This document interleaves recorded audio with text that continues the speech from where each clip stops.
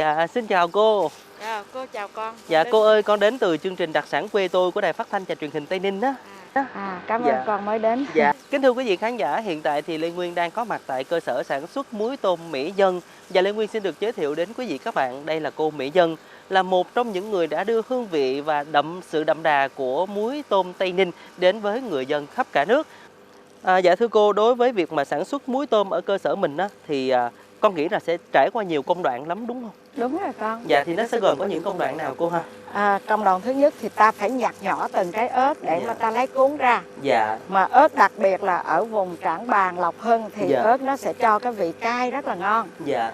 Công đoạn thứ hai thì ta phải lấy tỏi từ Quảng Nam.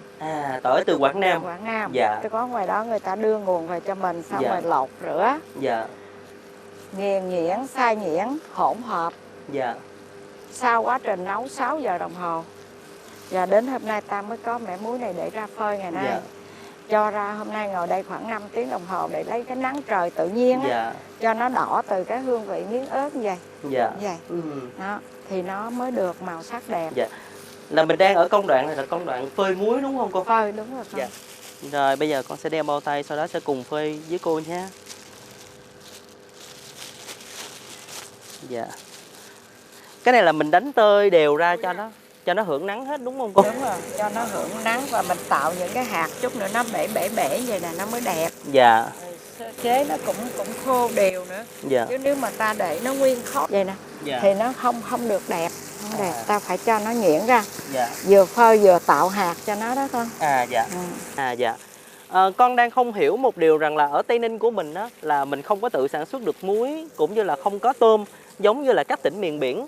Vậy thì cái nguyên liệu mà mình để sản xuất ra muối tôm này thì mình phải nhập từ đâu cô ha? Mình phải lấy từ đâu ạ? Tức là ớt thì vùng Tây Ninh mình có đó con. Khi Dạ. nào mình hụt thì mình nhờ miền Tây, Dạ. nhất là Long An, Đồng Tháp.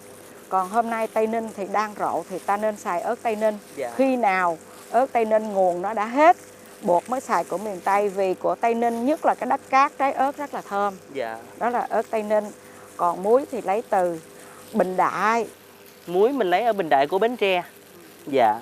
Muối Ba Tri, Bình Đại. Dạ. Do là cô cũng không có phải chợ tận ở dưới đâu, người khác đưa về cho cô. Dạ. Nhưng mà mình biết chắc nó nguồn gốc ở đó, tại vì mình mỗi lần mình xin cái hợp đồng của người ta đó. Dạ. Mình biết nó ở đó.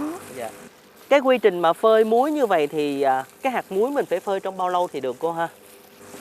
Lúc đây chỉ cần chừng 5-6 giờ đồng hồ nắng đẹp. Dạ. Rồi ta đã có cái màu sắc tự nhiên rồi đó. Để Dạ. không phải dùng phẩm màu gì hết. Hôm nào mà trời không được nắng thì màu muối không đẹp đâu. Dạ. Như vậy là cái chất lượng hạt muối của mình nó ngon, nó thơm và cái màu nó đẹp nữa. Thì nó phải phụ thuộc rất là nhiều vào các cái yếu tố, và trong đó thì có thời tiết. Có thời tiết, đúng rồi. Dạ.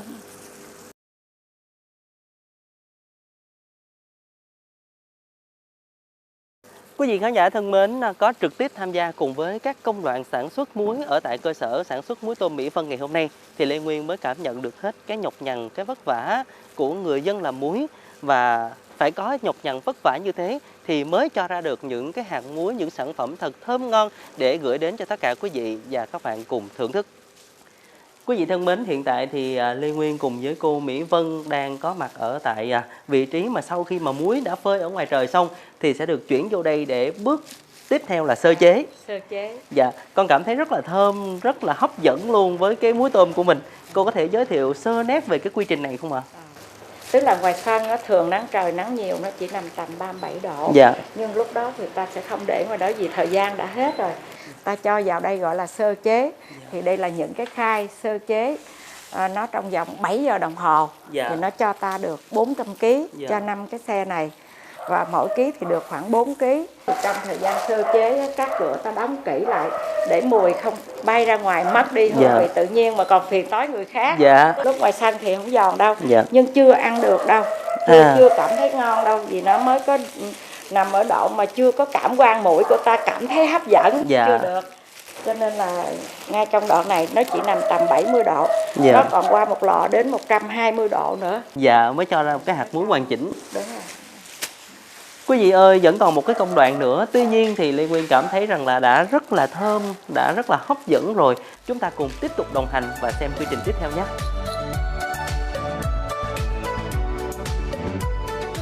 Cô ơi, cái công đoạn này của mình gọi là tên là gì cô ha? Khâu sấy cuối cùng Dạ. để đưa cái cảm quan ngon và vừa ăn nhất đúng lúc nhất đến với người tiêu dùng. Trong các cái công đoạn mà để sản xuất muối thì công đoạn này có phải là công đoạn khó không cô? Rất là khó con, tại Dạ. vì anh này nè, ảnh phải cảm quan từ cái âm thanh của vật dụng đụng nhau, ảnh biết nó vừa rồi. Dạ. Và mũi của ảnh cảm quan thơm, À. biết lúc đó nó vừa, ảnh sẽ tự cho ra. Nghĩa rằng là bằng cái âm thanh của vật dụng và hạt muối va đập vào nhau cũng như là cái mùi hương thì mình có thể cảm nhận nó đạt hay chưa mà không có cần phải nếm thử luôn. Dạ, đúng rồi, nếu thử hoài suốt ngày đâu được. Thì hiện tại thì con đang đứng trước một cái máy mà con được biết đây là gần như là cái khâu cuối cùng. Sau cái khâu này nữa thì mình chỉ có đóng gói vô hộp và mình xuất bán thôi đúng không? Vậy cái khâu này là khâu gì? Này gọi là máy tạo hạt. Dạ. Theo yêu cầu của người tiêu dùng. Dạ. Cái máy này nó có tạo ra 3 chức năng hạt. Đây là lỗ 2,5 ly, Dạ. sẽ cho ta hạt 2,5 ly. Phía kia hạt 1,5 ly. Dạ. Nó bên hơn. kia nó mịn hơn. Dạ. Và phía cuối cùng là hạt 1 ly. Dạ. Trong đây nó có 3 dĩ.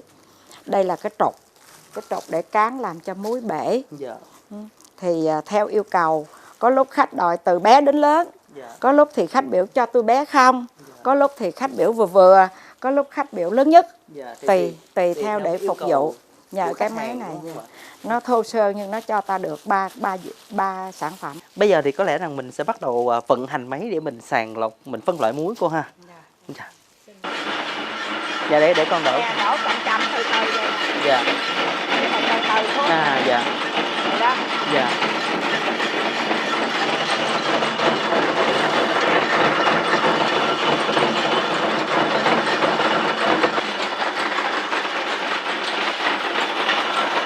Cái này là hạt vừa nè.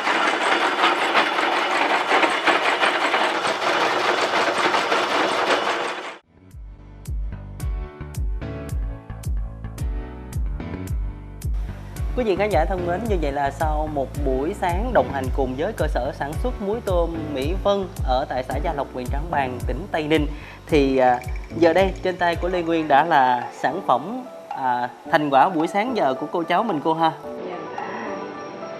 Sau từ lúc sáng giờ đã trải nghiệm cùng cô để biết được người dân Tây Ninh sản xuất muối tôm như thế nào. Dạ. Giờ cảm giác có mệt không?